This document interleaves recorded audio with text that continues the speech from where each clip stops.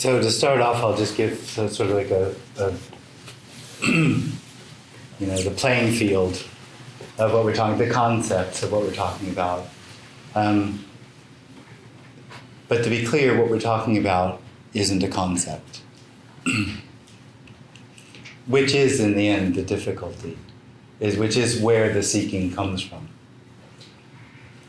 So what we're talking about, it's very simple. This is it. I mean that. This is it in every sense of the word. Every sense of that, this is it. Now, you could say there's two thises. There's a this as an object, as the experiencer of the room and the room itself. So there's me and the experience of what's happening.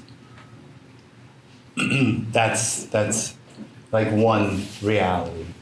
It's illusory. So in a sense, it's not even really happening. And then there's what we're talking about here. I guess we're talking about both of those, but this is more suggesting that this is that which is longed for. So it is a table, it is pants or legs and a floor and a room, but that is that which can't be known. So there isn't a nothingness out of which this comes. There isn't a source of this. There isn't somewhere else other than this. This is that. Full stop. That's the end of it. Now, for that first reality of this being an object, that is meaningless. There's nothing in it for it. There's nothing in it. There's no hope. There's no meaning. There's no purpose. There's no becoming. There's no intention. And all of those things are necessary or feel to be necessary to that first reality of this room as an object. This room as an object, the individual, that experience, feels like that this room as an object, or this as an object, objectified reality, it's becoming.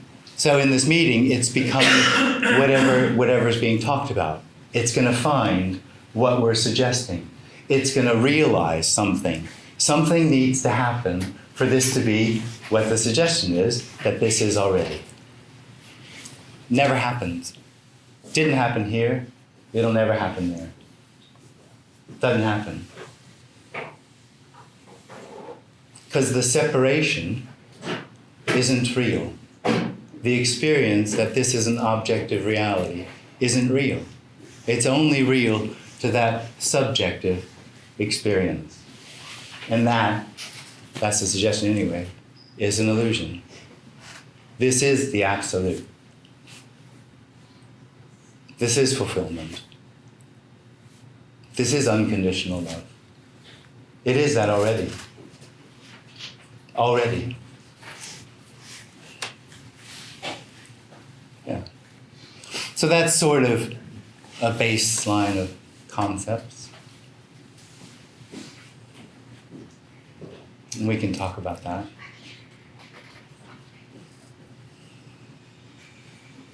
I mean, I'll say as well, the meeting isn't about imparting concepts or clarifying the experience of the individual or becoming anything or getting rid of the separate experience. There's absolutely no intention here or in the room. It's all already completely fulfilled as it is, without any need to be anything else.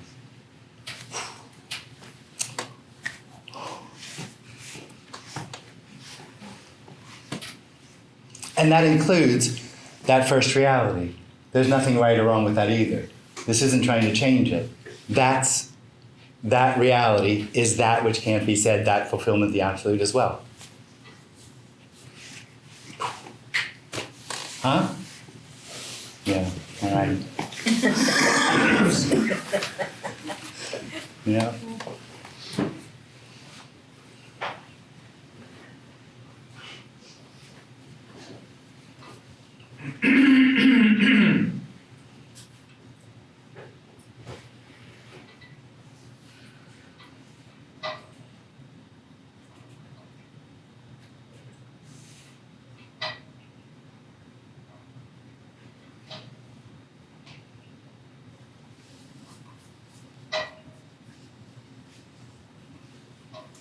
So yesterday, you said that when you recognized this, that you felt no need to tell anybody about it. Yeah. So, why are you doing this? Yeah, well, it's in the question, I didn't recognize this. Nobody recognizes this. It wasn't actually something that happens to someone. It's the end of something which never happened. It's the end of the dream, that this is an objectified reality. So that's different. So talking to anyone about it was like, that's a whole different thing than what you're doing now. I'm lost. Well, you said that you had no need to tell anyone that things changed. Yeah. Oh, no. Well, it's not that there's no need to tell anyone. It's that there's nothing to say. Okay. There's just nothing to say about it. Okay. In a sense, you could say words often have intention, or speaking often has intention to change what is, to become something else, to inform that of something that this has. So that would be sort of a teaching, that this has something that doesn't, and it's trying to show that what this sees. That's just not what this is. This is just saying how it is already, without any intention of having anybody see it or not. There isn't any reason why that should or shouldn't. It makes no difference whatsoever. So when everything is that already, it appears to change, but it has no value. So the experience of separation is exactly the same in that way as there being no illusion of separation.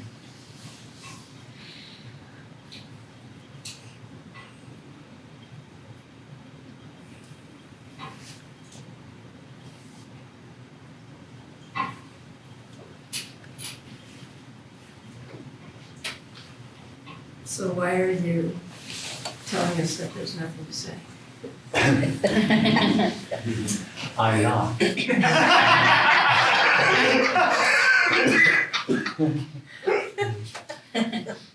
That's pretty much. So at the beginning, I said there was a reality of an objectified reality, subject-object. And I said that was illusory. And another way you could say that is there is no you. There is no I. Right. And it isn't that the I becomes a no I, it's just that there never is an I. That's why the end of that is the end of something that never happened. So there isn't anyone here telling you anything, and there isn't anyone there asking.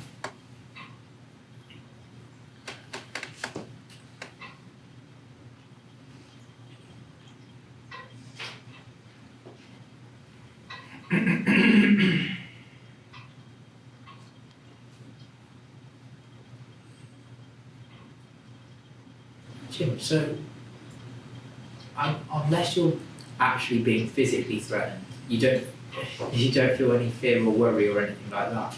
It's not really about what emotions arise.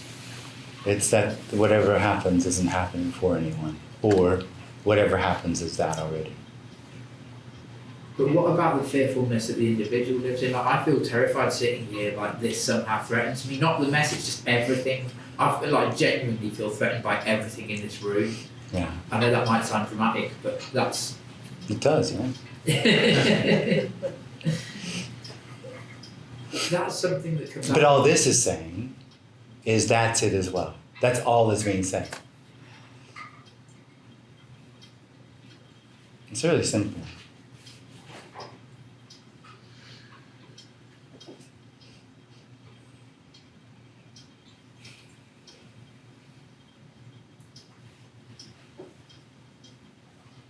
Can I ask, there's an appearance of an individual, but that appearance is an illusion? Yeah.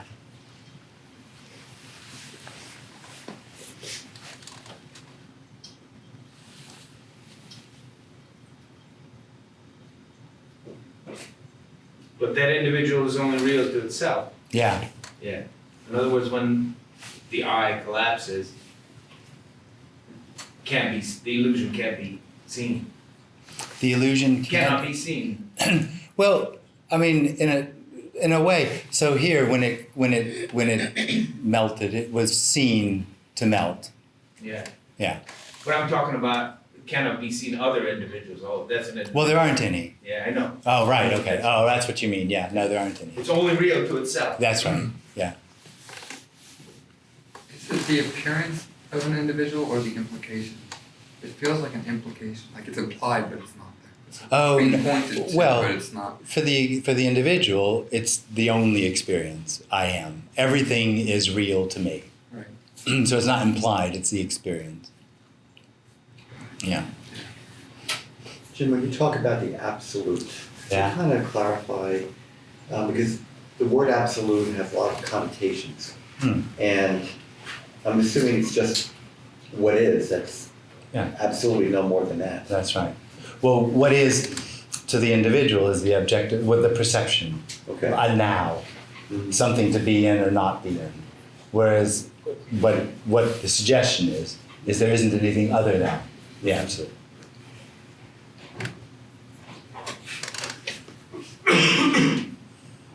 Would you say the perception of the individual is also the absolute as well? Absolutely. But the difficulty is it then has the experience of separation, the experience of the individual is that there's something that needs to happen. Mm-hmm. This has intention, it has meaning and purpose, and it's up to me to fulfill it. Mm-hmm. And that's illusory. That comes out of the illusory experience that this is real, that it's happening to me, that I'm real. Mm-hmm. Separation is a thorn. Right. Yeah. So when before the phrase when the eye collapses, but then it doesn't really collapse. No, Because there really isn't any. that's right.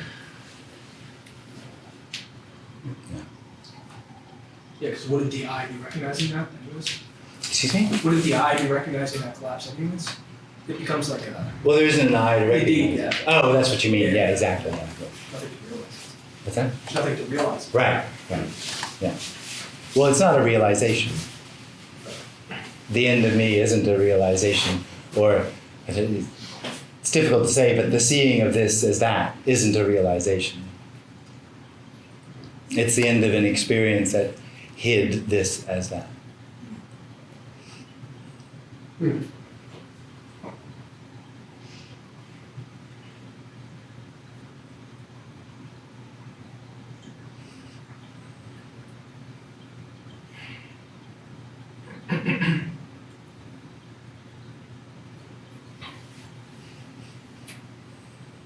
Jim, is there anything you could say about separation? Yeah. What would you like? Really, I don't know. It's discontent. It's discontent for me. Well, yeah, separation is a sense of discontent, the sense of something needing to happen. But how does, you're not there to experience, No. so you can't talk about it, About what? about separation. Oh, well, yeah. I mean, it's quite, I know all about separation, about the experience of separation, about, the function of the individual, what it needs, how it's just in a constant wheel of need, of looking for better experiences, how if something good happens, it holds on to it, about just all of that. I mean, we could talk for quite a while. Oh, that's the separation. That's I'm thinking of the separation, object, person, all of that kind of stuff. That is the separation. Yeah. Yeah. That's the only separation there is. Not that I did something and I'm holding on to it, it felt good. It's, I could see that separation, I don't want to lose it. That's right. It's the separation of functioning. Yeah. Well, the separation of function is that the function of separation or the individual is seeking, which includes meaning and purpose, intention, need, the sense of volition, becoming. Well, what about, there's a lot of anxiety when you're walking through the city. Yeah? Or, excuse me. Or you know, like just a lot of people around. Yeah. Does that go away? That's not what we're talking about. We're not talking about a better experience. So there's still feelings of. Well, there's feelings, but they don't happen for anyone. But that's not really what we're talking about. I mean, it's an aspect of it. What we're saying is that everything that appears is that which is longed for already. Yeah. Yeah. No, it's not helpful, no. No.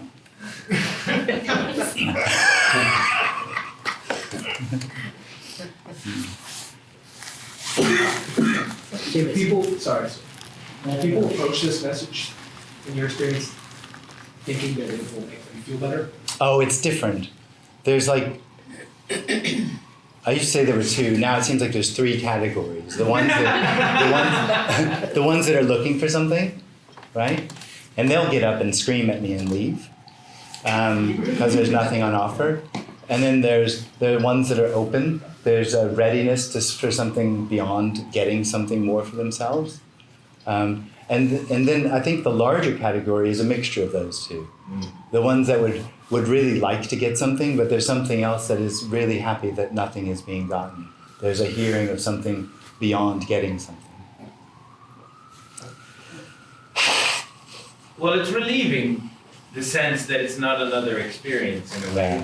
It's just, you know, there's with experiences, you know, I go around and they come and go, you know, usually. Yeah.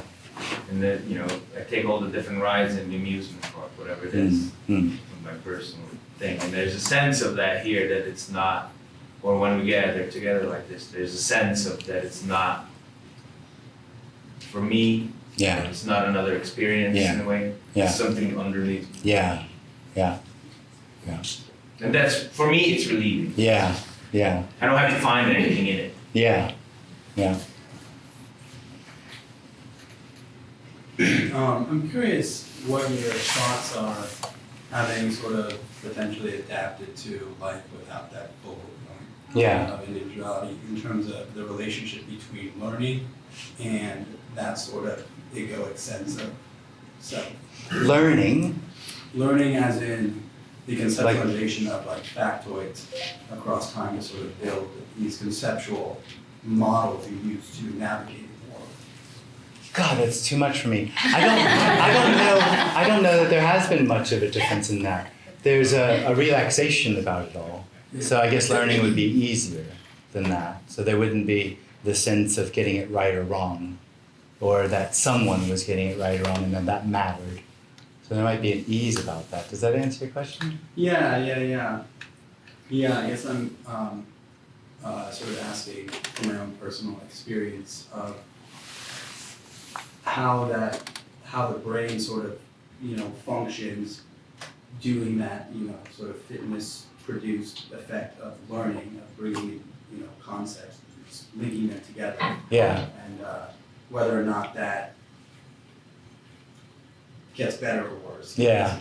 I guess for every body it might be different, but I imagine the ease about it might make learning easier.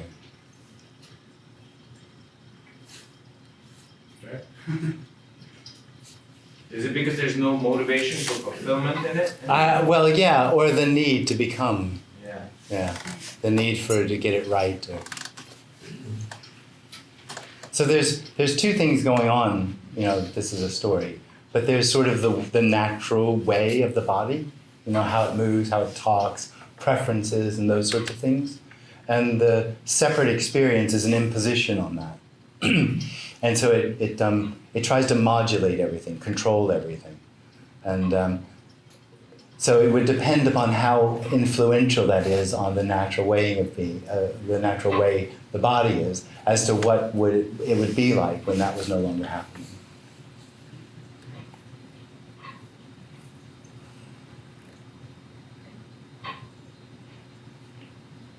And so how was it? Oh, it was amazing. It was amazing. Yeah. I'm just kidding. No, it's not really worth mentioning.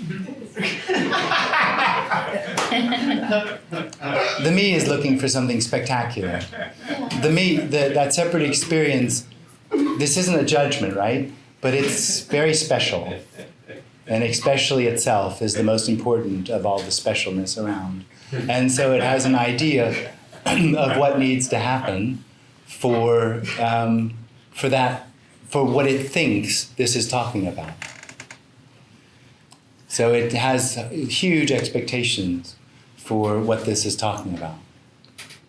And so it readily accepts really big buildings and people with funny hats and all those things because it feels like that jives with this expectation. Where do those expectations come from? The sense I just said, the sense of specialness. Do you think culture, though, also? Oh, well, it'll have an effect on how that specialness is, displayed. So in India, you let your fingernails grow through your hand, and in the West, you wear a funny hat and live in a big building. But then also, not necessarily just like the trappings of that position or whatever, but also the subjective experience, like, oh, I'm going to be extraordinarily calm in all situations. Oh, totally. Yeah. I'm going to have psychic powers. That's right, and all yeah. that stuff. Yeah. Where does that kind of stuff come from? The need to be special. And what about also like the end of suffering as well, like complete end of suffering? What about it? Well, I that's the experience that suffering is personal and that the only way to find relief would be for it to end. As opposed to... end there being no one suffering. Yeah. Everything is personalized, and so even what we're talking about is objectified. That's exactly how it remains hidden. Because the individual makes an object, not as a choice, but as a function. It is the subject to the objective reality. And so as a function, it makes an object of even what's being said here, although what's being said here is the objective reality is illusory. And it objectifies that.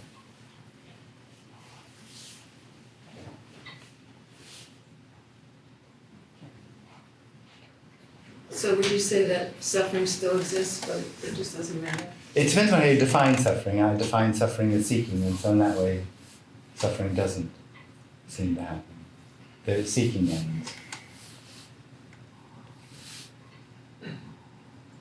Seeking for something different from what it is. Well, seeking in the way I'm talking about it, is in the individual, it's seeking a better experience. So whatever's happening, it's never, there's just not enough. This isn't enough.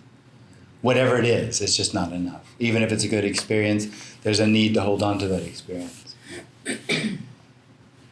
And so not enough or should be different, are there synonyms? Yeah. More. Yeah. Or less. More. Yeah. Yeah. So evident in little kids, Oh, yeah. because they want one thing, and the moment they got it, it's for 5 minutes, it's fine, and then they want the next thing, and then the next thing, and the next thing.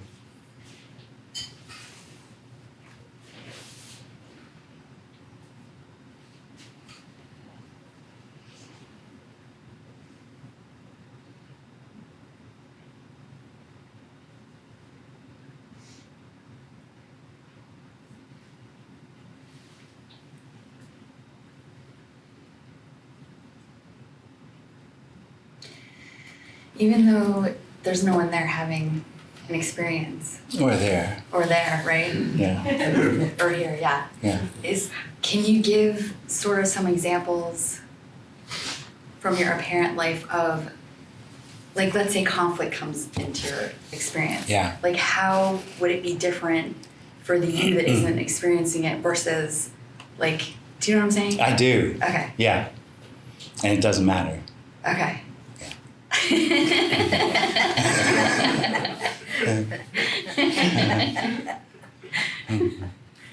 The conflict doesn't matter. No. Nor does the difference matter. Yeah. It's a bit of a rabbit hole that the individual throws up because it wants to know what it's like. and the problem with that is this is what it's like.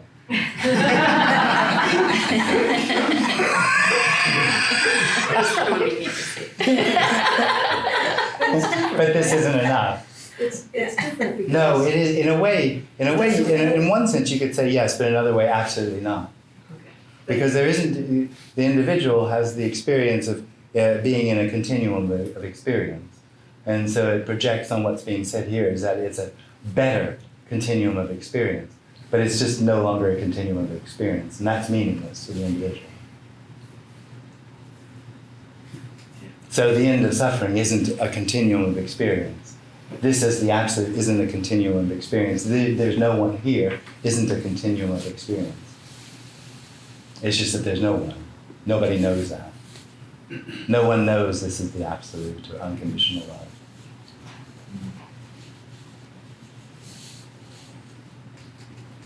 Jim, so if there's no intention there to show anyone anything, why would you? Well, there's no intention there either. Yeah. But even the intention is intentionless. It has no value whatsoever. It's freedom appearing as intention. Well, what I was going to ask is, if there's no intention there, then why would you point things out, like that the difference doesn't matter and all this stuff? Yeah. Yeah, well, there's just a response. It's just what happens. And I don't do it. In the same way that doesn't ask questions.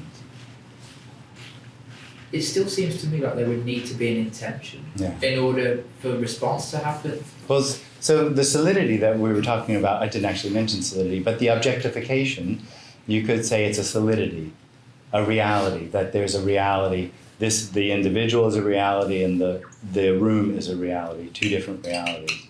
That is the individual seeing itself, really. So the individual sees itself as everything. And so what that's doing is, if there's an individual there, it sees the individual here. And because the individual has the experience of intention, that everything only happens because I have intention and because I have free will and choice, then that must be what's happening here. It has no idea that this is already intentionless, even the experience of intention. So it's one big projection? Well, it's not a projection, it's an experience. But you said something about on that end, it was like the room and everyone in it, there's no objectification on that end. Well, there's no one objectifying. Everything no is. One's, excuse me? Everything is already that. It's no one, okay. No one's objectifying. No. The problem is that the individual can only imagine in its own experience. Totally. Yeah. So everything that it's imagined is confined by its own limitation. I just have to, I'm not being pedantic, but that's not really a problem. Wow. The problem for the individual is that there isn't one. Yeah. It's all already that. How do you fix that?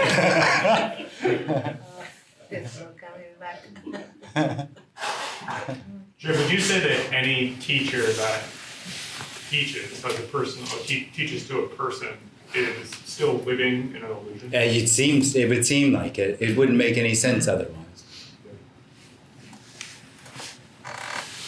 I mean, it makes an assumption that there's a real individual with free will and choice, and that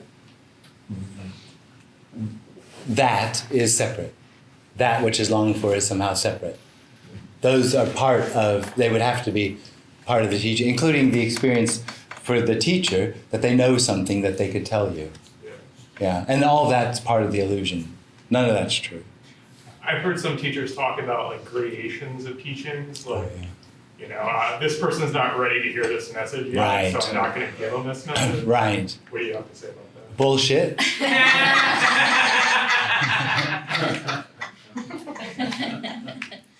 That's the eloquent answer. That's the uneloquent answer. Oh, right. Well, that it has something to do with the individual. That the individual, there's a relationship between the experience of the individual or the intensity of the experience of the individual and this being that already. That there's a relationship, and there isn't.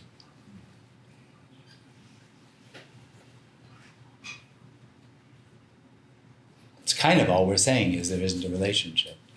It's all that already. And there's no such thing as relationship if there's no individual. Right. Yeah. That's early.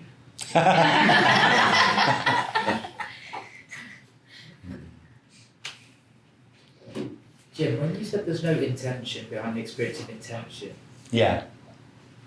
that kind of shocks me a bit because what you're saying is there's no intention for that to become anything. It's just it's just what's appearing. It's not that this doesn't have an intention, it's that this doesn't have an intention. So the individual experience Is an illusion. Right. Because everything is already without intention.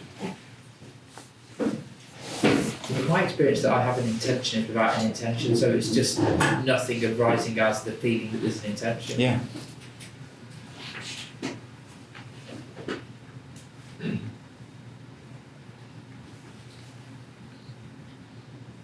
The intention itself implies the presence of a me. Yeah, it does. Yeah.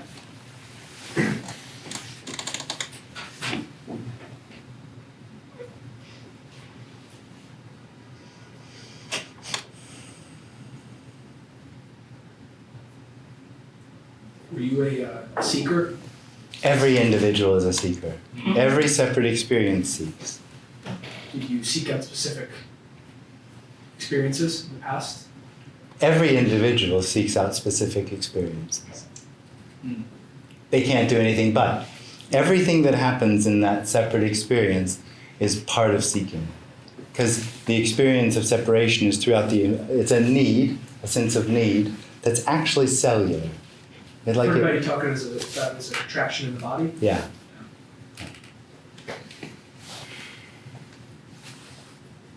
That falls away. Yeah. Apparently. Well, apparently, because it doesn't really happen. Nothing really happens. This doesn't become that because the separate experience falls away. And this wasn't any past condition. What's that? And this wasn't any past condition. What's that? I don't get it. There wasn't a past condition that became this. Right. Yeah. Well, it became that. Everything is that.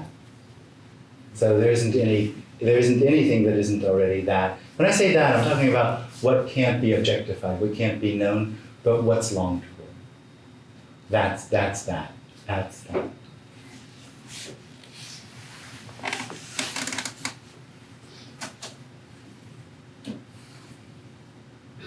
Jim, why do you think this message is only 30 years old? Is only 30 years old? Yeah. Well, I put a bit of a caveat in there, and that's in the purity that it's being expressed. Because really, in the Bible and everywhere else, you can find sort of hints or even direct statements of this. It just is then there's some concessions made to the seeker as well. Why do you think it only arose 30 years ago? I don't know. I mean, you come up with a theory that there wasn't anybody to hear it back then. And so now there is. And maybe people tried to share this message back in the day, but there was nobody ready to hear it. Well, that wouldn't make sense, actually, because who would care? This doesn't care if anyone hears this or not. There's absolutely no investment at all. Yeah. If this is heard, if anybody comes to the meetings or not. Doesn't make any difference. No one here is that being no one here, and 20 people here is that being 20 people here. It's the same. It's a little hard financially if nobody comes, but other than that.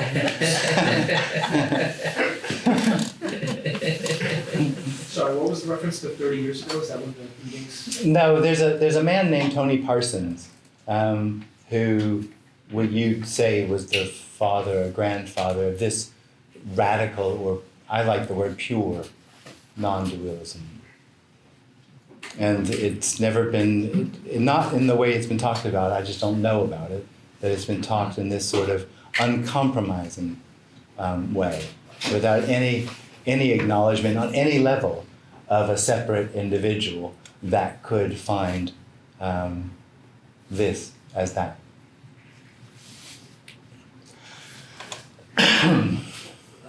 Jim, when you said it, that was the old foot, Yeah. I'm a little confused because of, are you talking about the own foot by a Something other than me, not the me. The me doesn't long for this. Ah, okay. Yeah.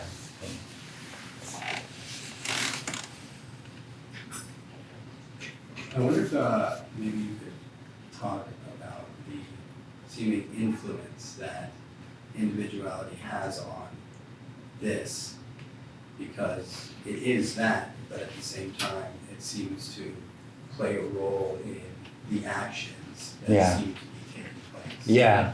Well, I mean, one thing you can see that's quite clear is how angry everybody is. And that's a frustration of not being able to find what they want. The whole world seems to be agitated, more and more agitated, more and more frustrated with the lack of being able to get enough satisfaction.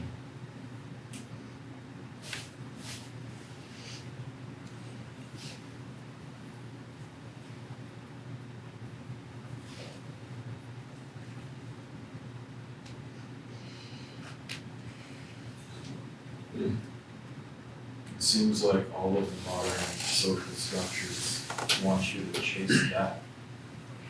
Well, it's the other way around, really. It's the sense of something missing that creates the social structures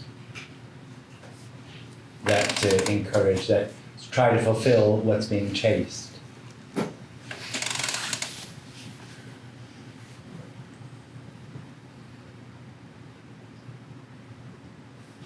But then you're saying that is also that. Oh, of course. There's not like, because you say that, then it almost feels like there would be a sense of like, oh, it'd be good if there wasn't so much anger. No, absolutely not. Absolutely not. Not only that, but there isn't a world.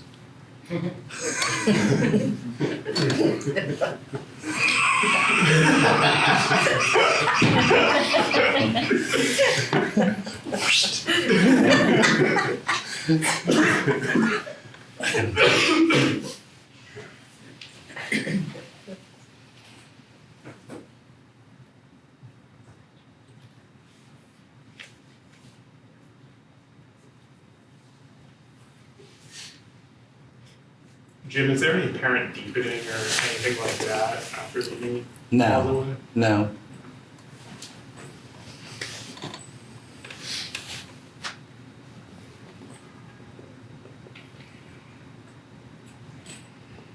Is there an oscillation? No. Some people will talk about, they'll oscillate, they'll say, it's all this, and then the me sort of, they'll say comes back and they go back and forth. Right. Well, what's obvious is that with the recognition by no one, sorry, that all there is that. The me would be that as well. Mm-hmm. So where's the oscillation? Yeah, got it. Yeah. That works. Yeah.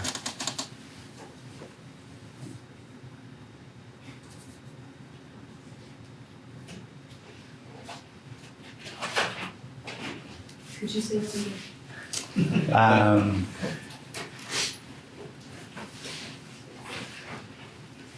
Oscillation.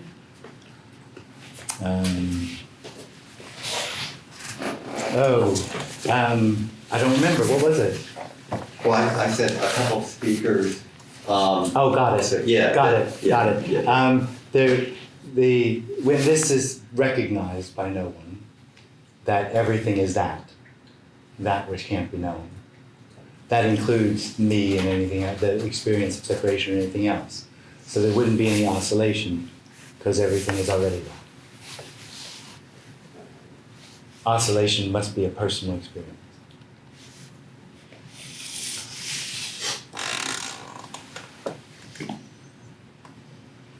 But the sense of being someone doesn't come back there. No, well, there never was anyone. There's nothing to come back. Yeah, but there's apparent side effects that come out. But it all is irrelevant. But it would be impossible for those, like you've described them as outcroppings, but like side effects of the me to come back for that body, wouldn't it? Things like seeking. It was never there. Yeah, but seeking. There's not an end of me. There's the end of the dream of something that never happened. Yeah, but certain things have stopped, haven't they? Maybe. Like seeking, for Yeah. example. That hasn't happened since what you described as the recognition by no one. Yeah. Yeah, but there's no more seeking. Now, I was just wondering if aspects of that me experience could still arise there. Well, there isn't a me, there never was a me. You're going to try to find a point that you can put a crowbar into and sort of wedge your way in. And the thing is that everything is already that. And this isn't about the differences, although there might be differences. But no one would know what they are.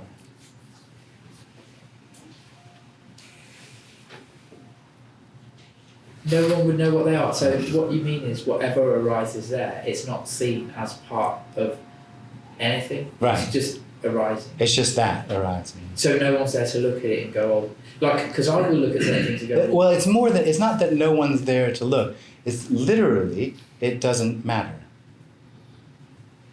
The individual is, it can't do anything else. This isn't a judgment, it's just what it does. Everything that happens, it picks it up. It can't differentiate. It picks up everything and analyzes it, looking for the answer, looking for a better or worse, or looking for knowing, or looking for an experience, looking for a realization. Everything. Thoughts, feelings, anything. It's doing it all the time. And that's the experience of knowing who I am or where I am and finding out what I need to find or making my life better. And that's just part of that separate experience, that something is hidden and it needs to be found. Yeah. By me, through my volition. Yeah, 'cause one of the And things so the idea is that if that weren't happening, if that me fell away, that there would be somebody who knew there wasn't all of this stuff going on. And there isn't. It's just not. Because it doesn't matter. Yeah, one of the things I'm always doing when something arises, well, not everything, but there's certain things that arise that I clearly think are part of the me experience because they what? Part of the me I experience. think they're part of the me experience because Oh yeah. when I look back to glimpses, those things were gone. Oh yeah, me is trying to figure it out all the time. It's trying to work it out. Yeah. As though it mattered. As though it's going to think its way or experience its way out of the separate experience. Know its way, realize its way out of the separate Yeah, experience. it's trying to use thinking as a tool to get somewhere. Oh yeah.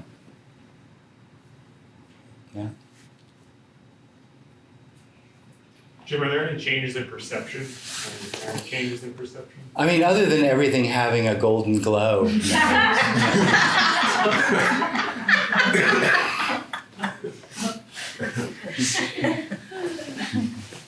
Who would know?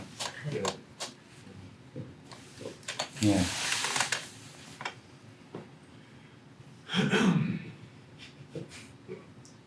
It feels completely amazing that it's so obvious that there's only this, there's never any separation, all of those things. There's never a self. And what's amazing is that it so convincingly feels like there is. Like, how could that possibly? But if there's an experience of separation, then what you're calling obvious isn't. Right. It's an idea, a Totally. concept. Yeah. Absolutely. Yeah. But it just seems impossible. Yeah, it is. And it's Yeah. ubiquitous. It's like, Yeah.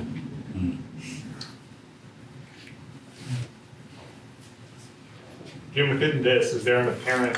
Within this? Within... Yeah. Is there an apparent, like, winnowing away of the me?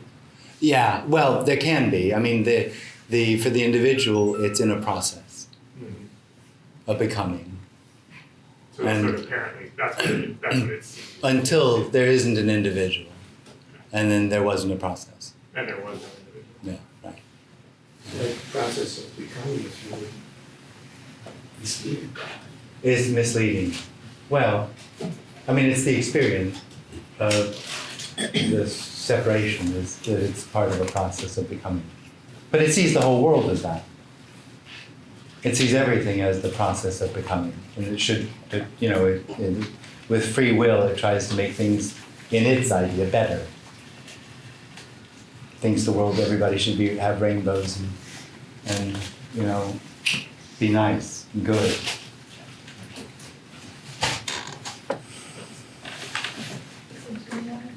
The same if there's a sense here of something playing out. The individual's just going to play itself out as it plays out, kind of thing. Yeah. But that would, it's just a story. That's the experience. Oh, that's just a story, yeah. There isn't anything outside of this. So the experience that it's playing out is just a story, that there's something other than this that's happening.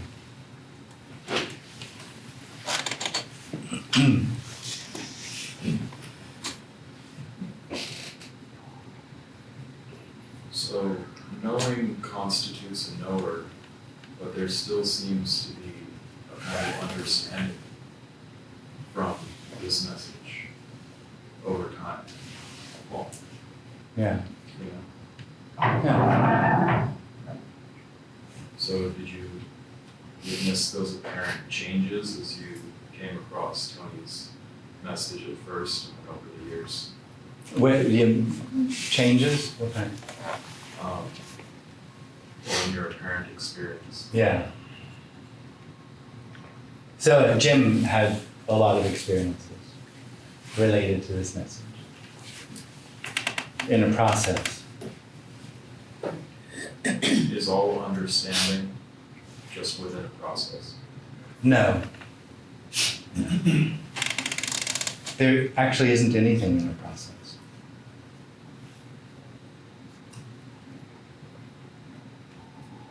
There isn't a process. It's only that separate experience that lives in a continuum of process.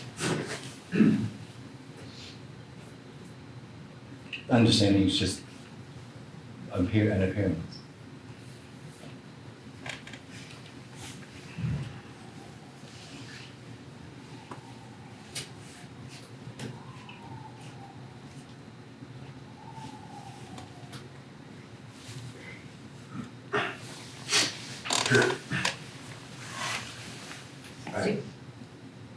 But to go back to teachers and teachings, isn't it possible that you could have teachers teaching paths and practices, etc., who in fact have themselves realized the non-duality, but because there is no volition, intention, their teaching is just what's happening. Oh, sweet. Is that no? Because That's very sweet. Give them an out. No one's doing it, so. it's a little bit of an out, but Yeah. it's also No. No. You can't get it out. No. No. No, it'd be intentionally misleading. But there is no intention, and there is no. No, well, intention is intentionless, is what I said, but there is an appearance of intention that comes with the individual who's trying to affect something, to make things better. And so if there's a teacher who's trying to affect something in someone, then they obviously feel like there's an individual and there's another individual to tell something to make it better. So you don't think that might be It's misleading. in the person who's receiving the teaching, but not in the teacher? Right, okay. I'm I sorry. mean- No, but if you like to believe No, that's I'm fine. asking if you're- Right, no. So you're saying Tony No. Parsons is the first guy who No, it's not possible. recognized?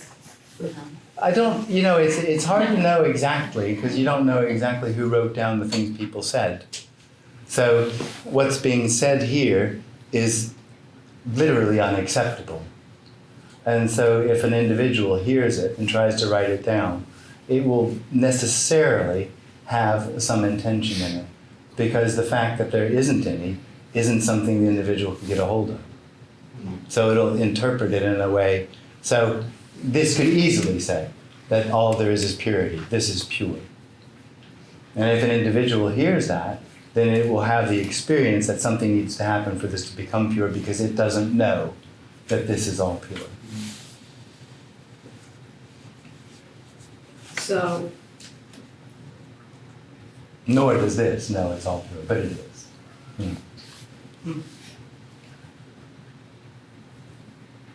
So we should blame the messenger? Absolutely.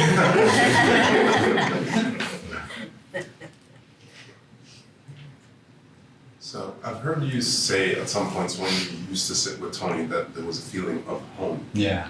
And how did that relationship of home change when the me fell away? Huh.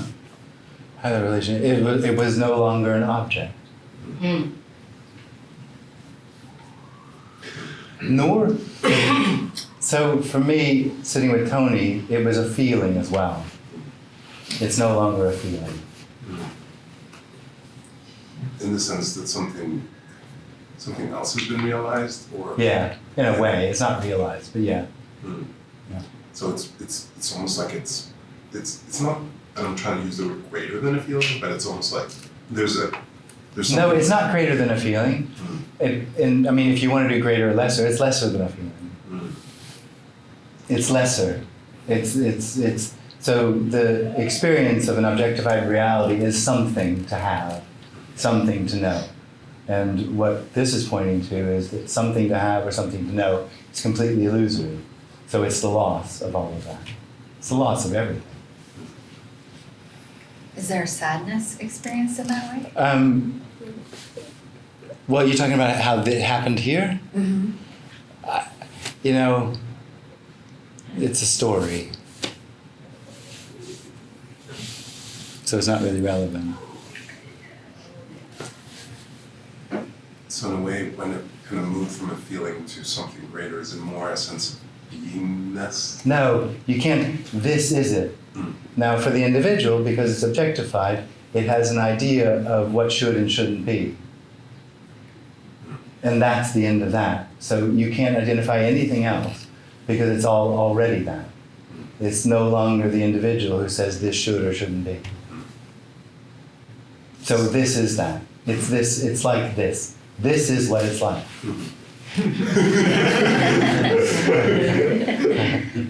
So it's almost like the sense of rightness in. No, you can't do that. You can't put you can't throw a dart in it.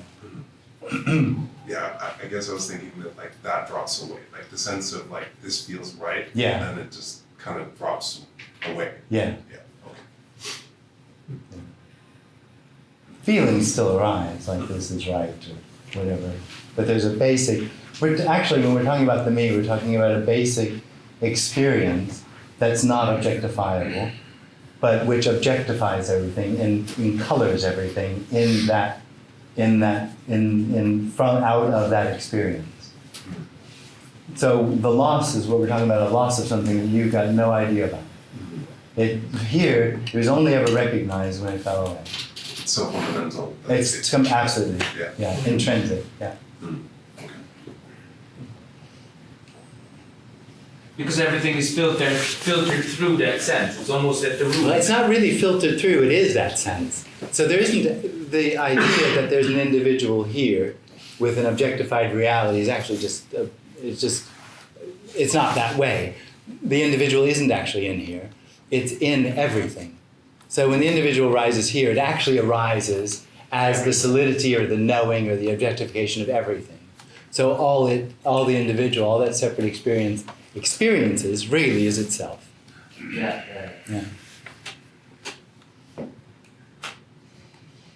It almost energetically projects out this. It's not a projection, it is already. It doesn't arise here and project out. It arises as everything. Yeah, it's even more hopeless. I know. Well, in a way, relieving though, actually. Oh, good. Because it's like. Yeah. The first one is like, I'm doing it wrong. That's right, Yeah. exactly. You know, and then the Yeah. second one, fuck it, you know?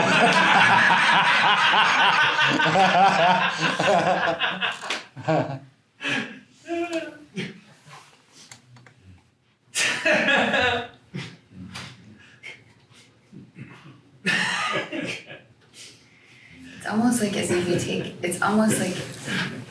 you take the layers away. There's sort of like,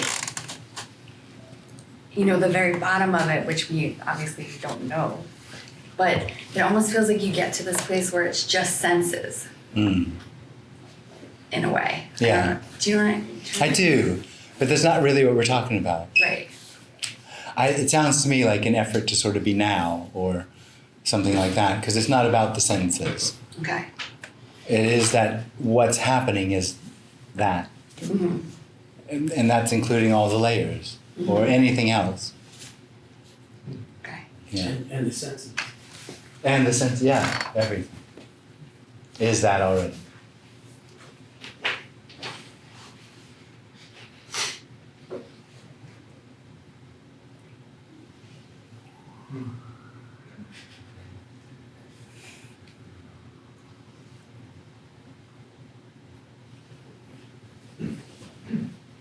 Would you say that the range of emotions are kind of the same, it's just that they don't happen for anyone? Or is there a certain level of adjustment in that sense?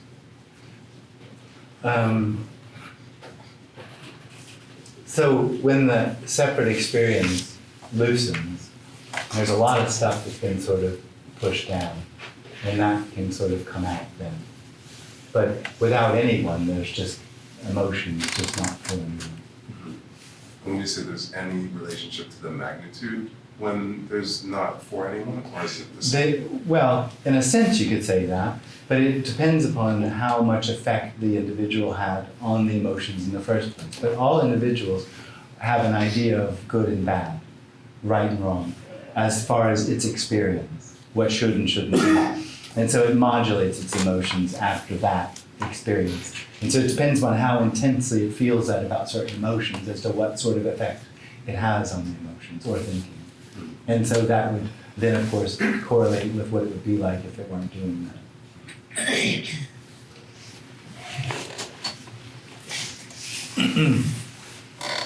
But it doesn't matter.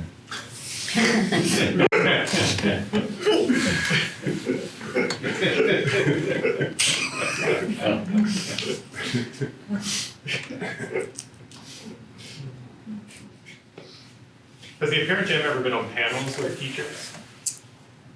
Like, you did the Parent Jim did Sam Harris. Right. So that comes to mind, but I haven't seen anything else. And I always thought that'd be interesting.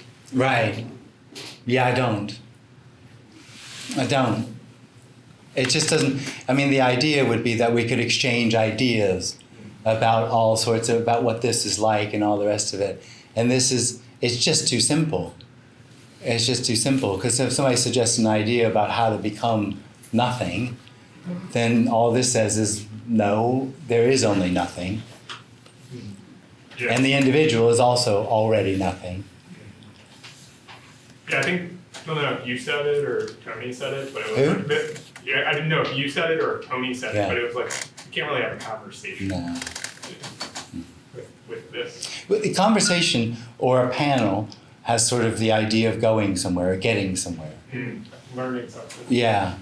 And that's just pretty much what this is saying, is there's nothing going anywhere already. I just Hard to want have a something discussion like about that. Jerry Springer. What's that? I just want to see something like Jerry Springer. Oh, that But then why did you do the Sam Harris pod? If that's the case, there's no conversation to be had about this. Well, there isn't any free will and choice, but the process was somebody said I should. Because I had exactly the same question, why? Right. And someone goes, oh, do it. From my perspective, it seemed like he was applying a sort of a logical shovel to the message. Yeah, he Trying to was, hit it yeah. with a shovel. Yeah. It's impenetrable when you have somebody that thinks they already know. Yeah. But only understanding wise. Because who knows, you could still hear it. It doesn't have anything to do with the individual and what it thinks it knows about what's happening. Because the openness has nothing to do with the individual or readiness. Yeah, he's a bit of a bully, really. I found it interesting, and the same with the Buddha and the gas pump guy. Yeah. Because it's like they're trying to impose their reality on you because what you're suggesting is too terrifying. Yeah. So they almost want to convince you of whatever it is that they're saying. Yeah. I find it actually quite amusing. Yeah. They also have like a very obvious ego. Yeah.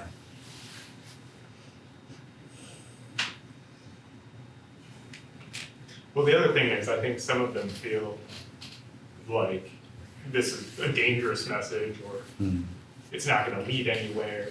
That's true. Yeah. I had a teacher I used to work with a couple of years ago. I had emailed him because he had introduced me to Tony like 5 years ago. He gave me one of his books. And so I emailed him to thank him because I really enjoyed listening to Tony and you. And he replied by giving me all these practices to do. Oh, that's really sweet, isn't it?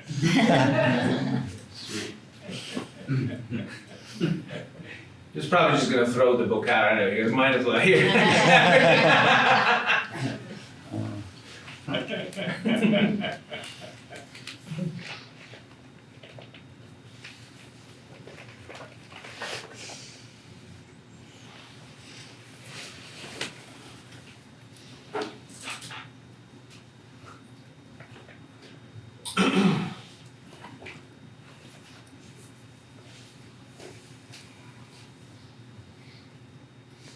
So to ask you a question, isn't it really just me trying to gain more knowledge, which kind of takes me away from the message?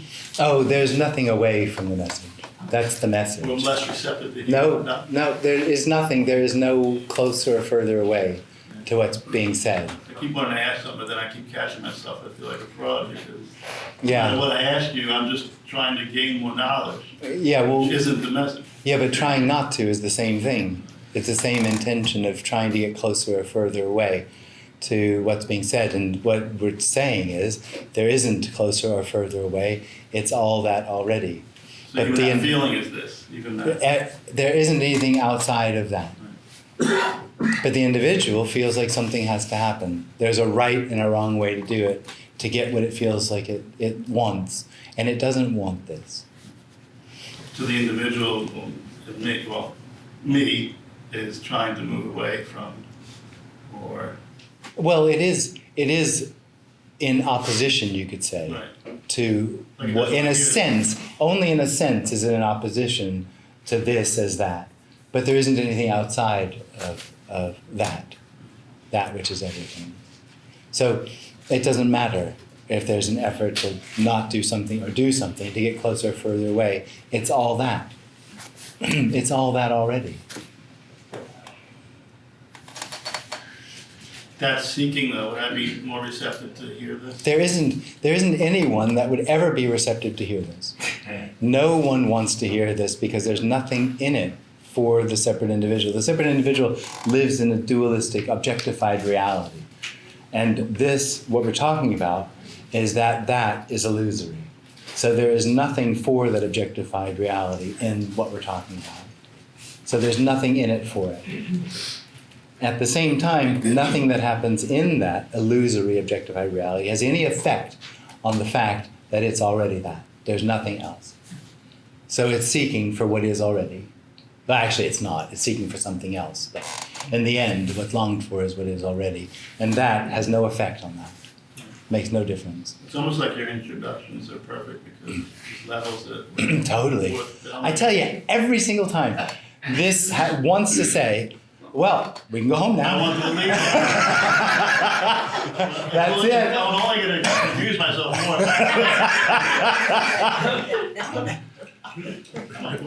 Yeah. Confusion is that too, though. Yeah. Yeah. So when you say there's something else that it's seeking for, Yeah. is that what you're saying is the unknown? Or No. what is that you're saying? That there is something. The illusion for the individual is that there's something else. What about the non-individual? Because you sort of separate it sometimes. Well, there isn't a non-individual. All there is that. Right. All there is this, which is that. Yes. And within this arises the experience of an individual separation, which longs, feels like it wants something else, which is just a part of the separate experience. It has no reality at all. There isn't anything else. Something else isn't something that you're not saying. No. Okay. 'Cause No. Well, there is a secret which I don't normally tell. It costs a little more, but I do have a secret meeting in the room next door after this one. Is this the closed Just secret? sign up. This is the closed secret. There's a secret list you have to write your name on. I just want to make sure I wasn't like Talk about missing it. something that you No. were trying to. No. Okay. No, but actually that's the whole mess. There isn't anything missing. Okay. There already isn't anything missing. There isn't anything else. There isn't anything hidden. There's something overlaid on this as the experience of separation, which hides this from being everything, from that. Yeah. But there really is nothing overlaid over it. No. So annoying. I know. Really annoying. Because the I cannot comprehend. Is I and thought the same thing? No. No. No. So thought, but still it, but Yeah. I the experience of I is that everything happens to me or everything is me. And that includes thoughts or feelings. But really that there's thoughts just simply happen. Me, the individual, the I, never had a thought. It doesn't have thoughts. It has the experience that thoughts happen to it. Or that it's its thoughts. It can have effects on thoughts and feelings, in as much as it gives energy to them. But it doesn't have that sort of power to have a thought. The kind of thoughts that arise after the me supposedly falls away, is that any different than the I don't know. Probably.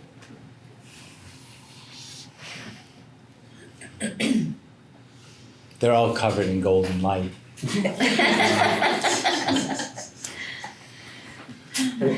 why not? What's that? Why not? Yeah, why not? Yeah.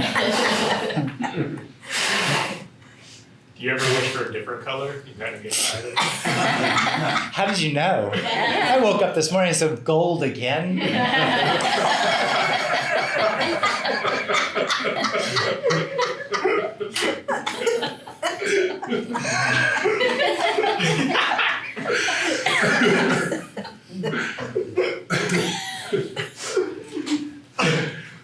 I feel like I noticed some dissatisfaction. Oh, I tell ya.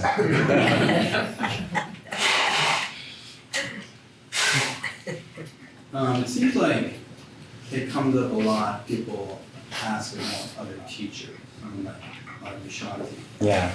And it seems to come down to the implication that somehow what you're saying is more meaningful or impactful than anything I could say or anything that Vishanti is saying. Yeah. Whoever. Right, right.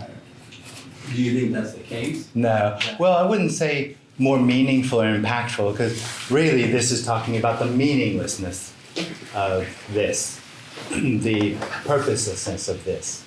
And what inevitably happens is a teacher, the reason they're called a teacher, or what a teacher would be, is somebody that knows something to impart to someone else.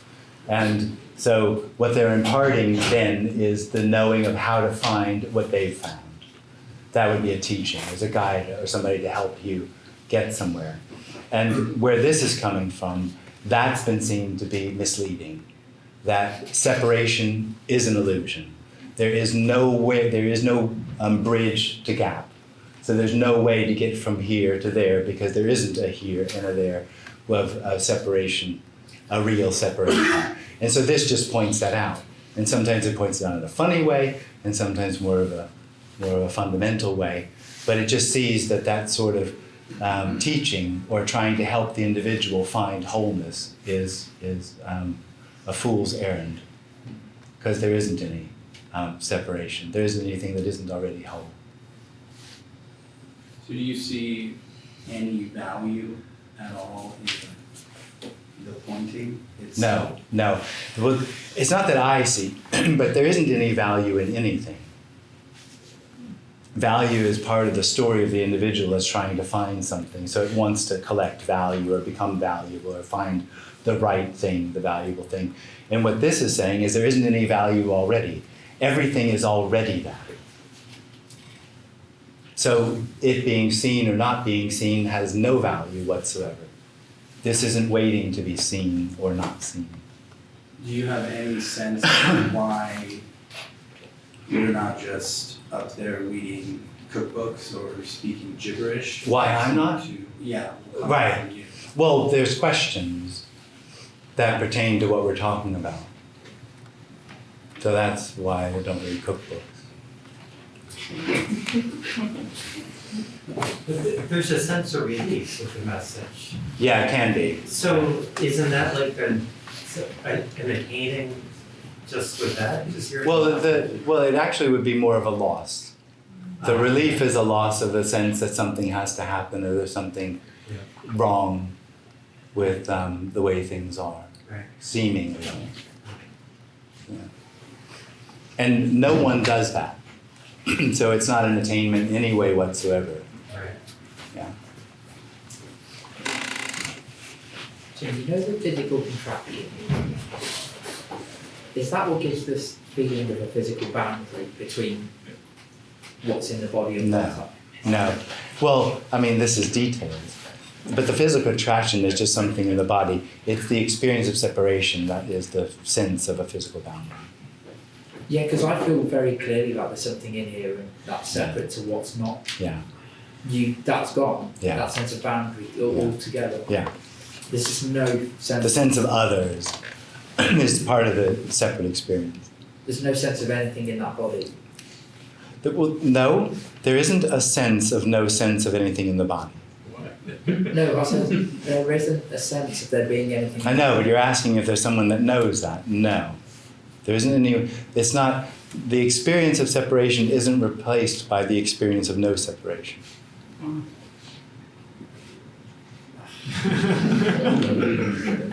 That doesn't help. No, well, it doesn't. I know you're not trying to, but it doesn't help. No, it doesn't.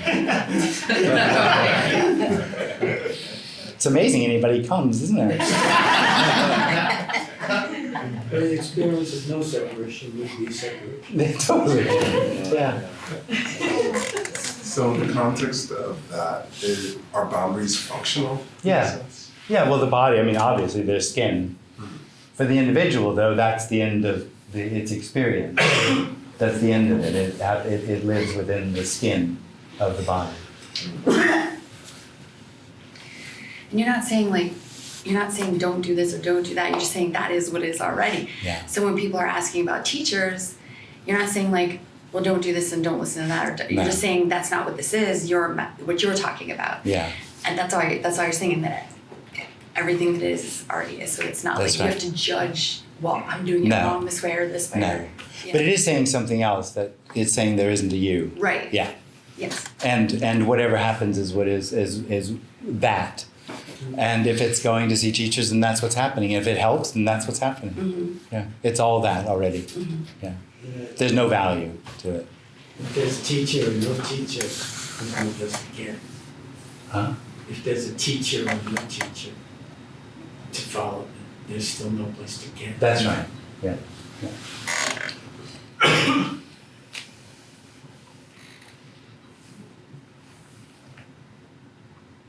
You mentioned Tony earlier. I'm familiar with the name, but not so much with the message. Is this message? Oh, same thing. Same message. That's where that was the inspiration here.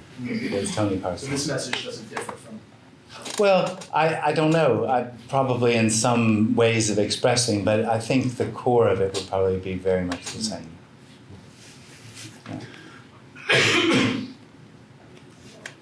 Was it immediate when you met with Tony and you heard it?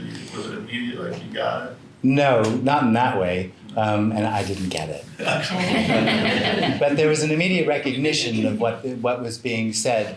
So Jim had a sort of, you might call it an awakening in his 20s, and the worst thing that can ever happen to you, I tell you, because and so I was seeking, and I went to a lot of teachers, and teachers often said things which touched that, but then there would be other stuff that went with it that would sort of not sit quite right. And when I heard Tony, there was nothing else. It was just that, and it was like, oh. Yeah, and so there was a recognition there immediately that was it, without any fluff around. But that wasn't the end of the me. Right. Yeah. The reason I ask is like going back to introductions. when your message is so direct that my brain wants to make it a metaphor, he really means something else. Oh, I know. You're literally saying no. Oh, I did the same thing with Tony. Freaking me out. I did the same thing because he said things and it's like, well, that can't be true. He must mean something else. Oh, I know exactly what you mean. Yeah. And it really is exactly what's being said. Literally already. Literally. Two biggest words. That's right. That you can point. That's right. Yeah. And you use the word purity a lot, and it's almost like you have to be like so, when we're trying to like you said, dig under and all this stuff, you have to really like be pure back with us, Oh, no, there's no intention here. That's just the response. There's no effort. There's not trying to be anything. It's just the response. Yeah.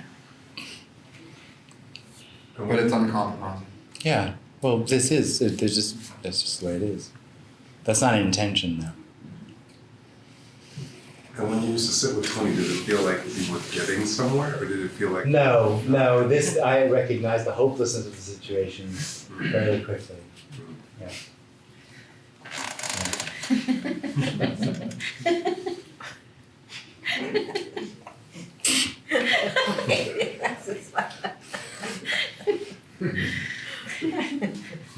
Because you said to me that obviously like the first weekend you saw Tony, which was in France, you just asked questions the whole weekend. Yeah. Everyone else could get questions. Yeah. And then you said every meeting after that you didn't have any questions. No. But it must have felt like something was going on when you were sitting there hearing it. No, it was like being put in front of a wall the entire time. There was nowhere to go. Yeah.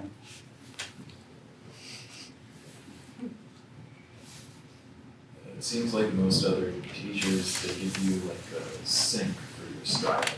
A sink? Like an absorber for your striving. You don't really for striving.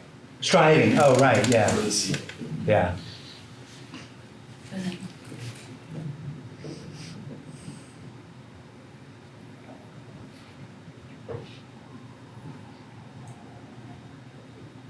They say seek with me. No. No, I mean, that's sort of the trip that they're on. And it's sort of say, you can seek with me. Hmm.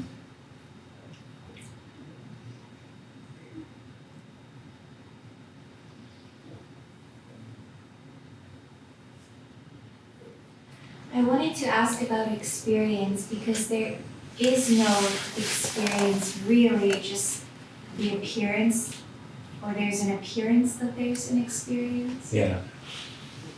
So experience is part of the separate reality. It requires an experiencer.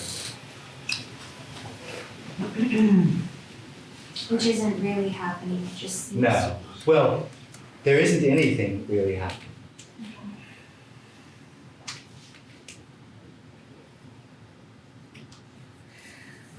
What did you say? They give you an absorber for your striving? Yeah, kind of like in a computer, there's like a heat sink to absorb the excess heat that's released by like the process.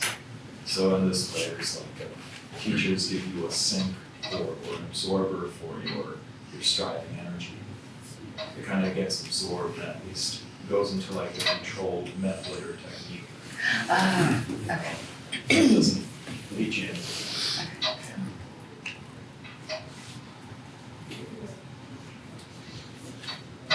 Jim, it's well, there's no points, but stop listening. Will it happen? Huh? Stop listening to this happen. Do you mean, are you going to ever stop listening? Yeah. Who knows? I can't take it anymore. Oh, right. Right. Oh. Then I don't have a choice. Well, it's not that you don't have a choice, it's that there isn't a you. No choices. Oh, there are choices, there's just no you making them. I know, but it's, I just wanted to change. Yeah. Change. Mm. And I, me kind of thinks it's gonna happen. Yeah. Yeah, me does think it's gonna happen. Yeah. Mhm.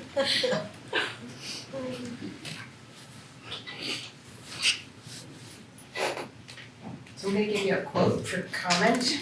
Okay. Okay.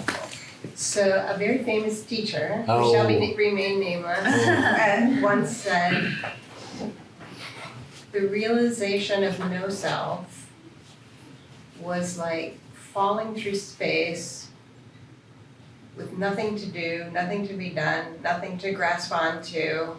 But the good news is there's no ground. Oh, sweet. Yeah.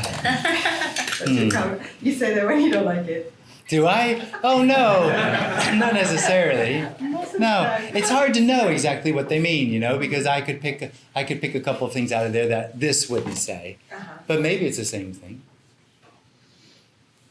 You don't hear that and think, yes. Maybe I just said maybe. So No, you said there isn't any falling. Who would fall? Where's that movement happening? And this isn't the realization of no self. It's the recognition that everything is that. So I'm not sure if it's the same thing. Because here there was many realizations of no self, that there never was a me, that there is no you, all of those things. And that's not what we're talking about now. So I don't know. I think that's the panic people can feel of losing the self or losing the I, is that sense of fall, a free fall. Yeah, a loss of control. Yeah. And that is what is. Oh, absolutely, there is no control. Yeah. But there isn't anything happening, so. Right, like there's no ground, so Yeah. it doesn't matter. No, it doesn't. Right, so yeah, I think there's elements of that, right, in that quote, but again, then. Yeah, who knows? You'd have to ask him. I don't know. Yeah. I don't know. Or her. I don't know. Oh, they're long past death, but yeah. Oh, they're dead? Yeah. Oh, right. Oh, well. It's always good to have a dead guru.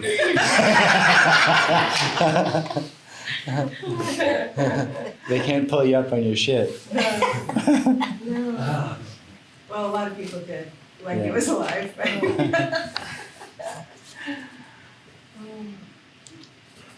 Jim, when you use the word this or that, and there's like a noticing that the mind will say that this or that, the words is other than. It's almost like this. Well, okay, what is the that then? You know, like it's almost like it's looking for something. Yeah, of course. Yeah. Yeah, it's almost like, well, what's the that? Yeah, exactly. Because I just noticed that a sort of grasping that sort of occurs. And I guess the other thing too, and I think somebody before, maybe it was you, or it appears to be you, used within this. Yeah. But is there really a within?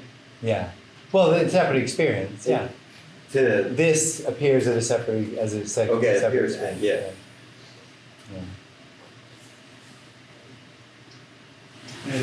It seems to me that the requirement of the body to be able to make this subject-object discrimination is necessary for its apparent life, Yeah. i.e. I need to be able to put something Yeah.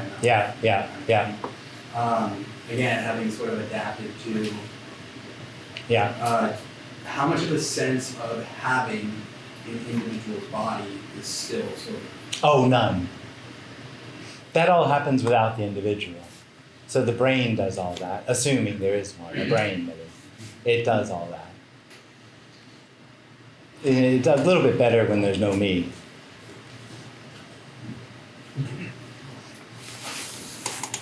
So assuming there's a brain. Yeah, I know. I'm a bit of a jokester with that, because really, no one knows they have a brain. It's just another assumption that the individual lives in a world of assumptions. It's a bit of an aside, but you don't know, you never see your own brain. You only see others and assume that you've got one. Hopefully. In theory. In theory. Yeah, in theory you can see your own brain. Not actually. What's the distinction? I mean, if you had a, say for example. Well, there's a distinction if you have a theory of unicorns, or if you see a unicorn. I suppose it'd be a conceivable way, something conceivable. Well, no, you could see an image of it, or maybe a mirror image. If you have a mirror up there and somebody takes your head off, you know, whatever, but you wouldn't see your own brain. It's an aside. It's not important, but it's just something. The me lives with all these. Statement, The me lives with all of these assumptions about reality. They're kind of like headlessness with the. I know. Douglas Harding, Headless. It just reminded me what you. On having no head. Yeah. All you've got is a Can't little see fuzzy anything. thing. Yeah. Like, Yeah. there's only one of us. Yeah, that's right. Only Yeah. one face here. Yeah. So it's similar to that, Yeah, a little bit. Yeah. but not really. Well, it just isn't pointing to what we're talking about, but it does Because sort I of. have to look at my no face. Well, it's still talking to a person, and that's just what this is, a bit of a dick pointing out the assumptions of the individual.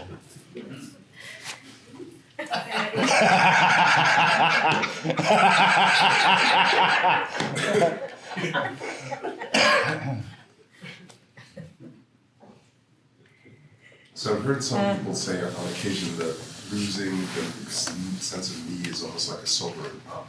Like Okay. an illusion gets, a sense of delusion Yeah. gets stripped away. Yeah. Would you say that there's any sense of truth? Yeah, in a way, drunk on me. Yeah. Yeah.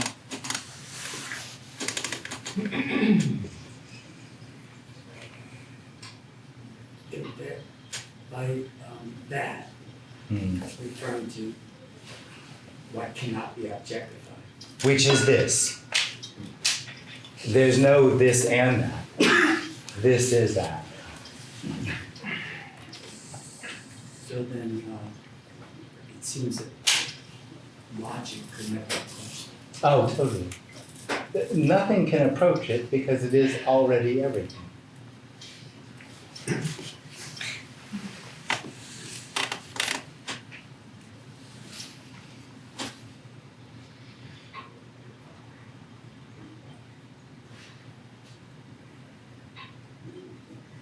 Jim, so, things that the body does, you know, like eating, Drinking, yeah. is it a function of your brain, the brain, or what is it? Well, that would be an explanation, yeah. That's just, Yeah. would you actually, I keep saying you because I have to, I Yeah. don't have anything else to say. Or is that just happening? Oh, it is. That's right. There's no explanation. It's just happening. Whether you jump into the ocean or, Yeah. you know, because you're part of the polar bear club or something. Yeah. Yeah. You know, Yeah. it just happens. Yeah. Absolutely. It's not anything. And But would you do, with the apparent Jim is still doing things? well, this does all sorts of things. Yeah, but I mean, Apparently. apparent, like physical, like you want to go out and lift weights or something. Yeah. Why not? I mean, anything. I don't know. Anything. Yeah. Okay, just. Yeah.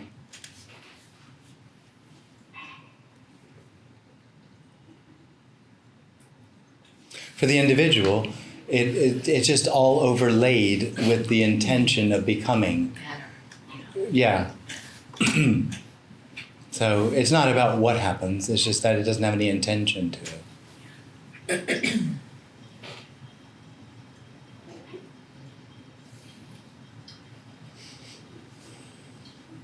You get frustrated doing these? I mean, I know you make it up this way, but like I just, no, I mean, seriously, like if it was me. No, it doesn't If come I was out. up there saying 2 + 2 is, 4, and everyone was like, Yeah. I'd be like, come on. Yeah.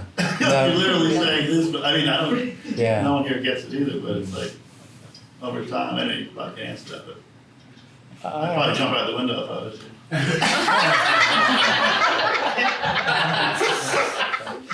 In a way, no, it's because it's, Yeah, I know, you've been living this so long, or not you, but you know what I mean. Well, there isn't so long, that's the point. Right.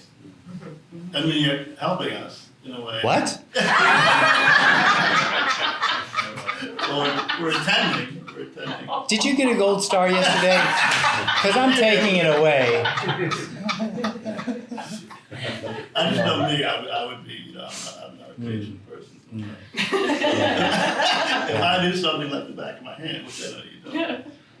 But you're saying it all the whole time, all the time, and back in the hand, all those things just don't come up. Yeah. You would be frustrated if you wanted somebody to get it. And I knew what I was trying to tell them, and they wouldn't listen. Like a teacher. Like a teacher. So you said there isn't a so long. Yeah. So there's no sense of we've been talking about this for a long time. No, there's no experience of having talked about it for a long time. But this, remember, is 10 years ago. But that's this. There's no build-up of 10 years. This is 10 years. There's no past, right? Well, there is an apparent past, and that's this appearing as the past. That's not real. Yeah. But this isn't either. It's all that. So Jim, it feels fresh and new each time because No, it doesn't feel fresh and new. It is fresh and new. Yeah. I want to say I feel, but at each time, I know there's each time apparently, but it feels fresh and new, hearing the same. Yeah. I could sit here all day and hear you say, this is all there is. This is all, that's Yeah. Yeah. The appearance of the past is time. Is what? Is time. Yeah, that's good. I like that. Yeah. Gold star. So is that both real and unreal at the same time? Well, yeah, I mean, you could say that. What I say is that it's that, which is the unreal bit. What can't be known bit? Nothing.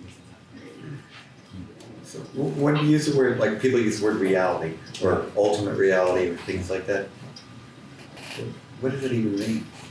Well, you don't know exactly. Yeah. Maybe this, but I would point out that there's no actual reality. There's no actuality to anything. Mm-hmm. There's only appearance of that.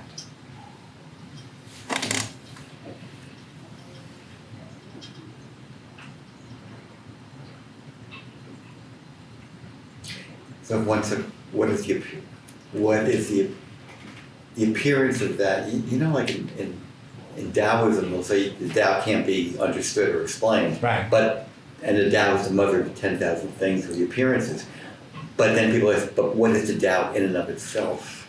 Yeah, but that's this. Yeah. That's the thing. Yeah. There isn't a Tao somewhere else. Yes. This is that. Yeah. Yeah.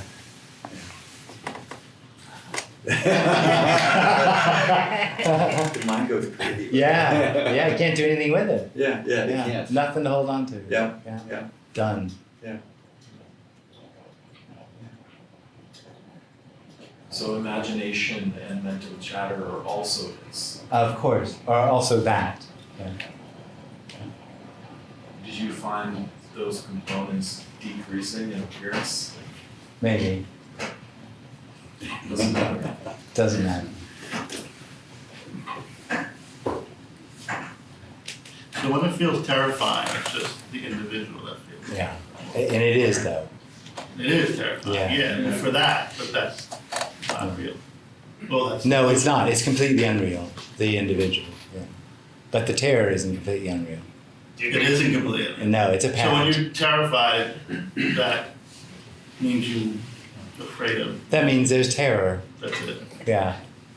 The owner of terror is an illusion. But there is what is. Right. If it's terror or happiness or whatever, that's what is. The illusion is that someone's having that feeling.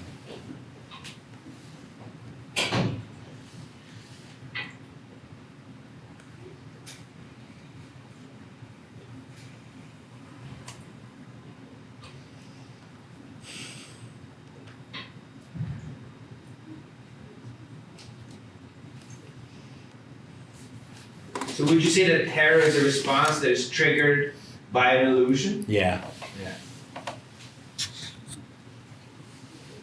What the fuck?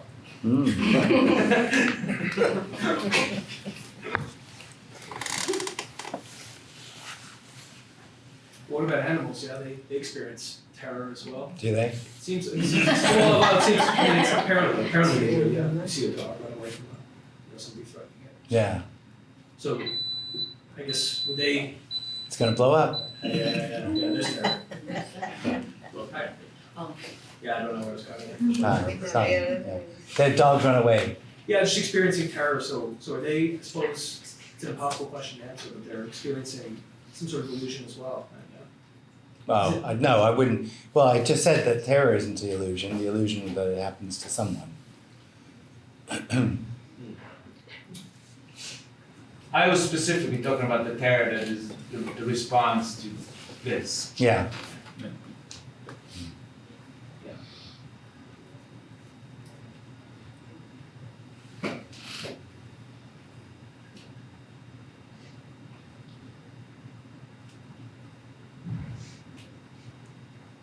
I don't get that terror thing. I think it's kind of funny. It's just, Yeah. I don't know. Maybe I'm not getting it. Oh, that's all right. There's nothing to get.